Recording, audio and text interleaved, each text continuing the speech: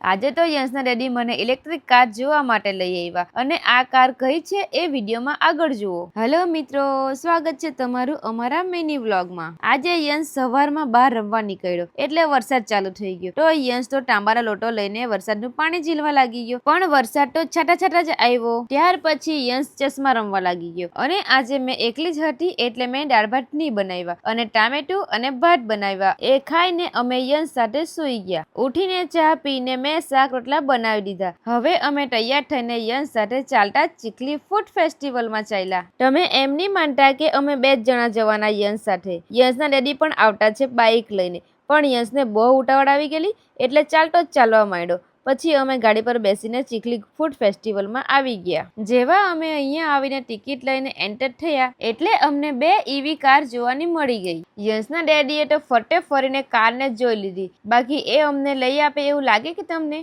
ત્યાર પછી અમે 2 આટા માર્યા. વચ્ચે હોન્ડાની બી બહુ બધી કાર જોવાની મળી.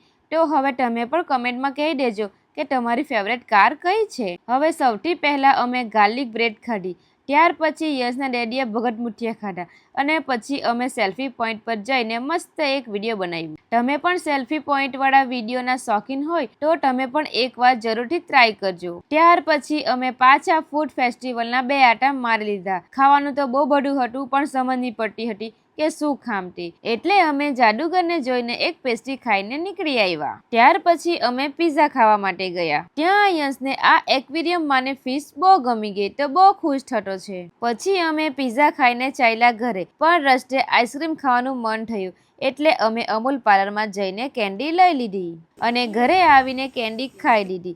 અને હવે અમે યશ સાથે સૂઈને ફોન જોતા છે. તો ચાલો આજના માટે આટલું જ. વિડીયો ગમ્યું હોય તો લાઈક કરી મૂકજો. Bye bye.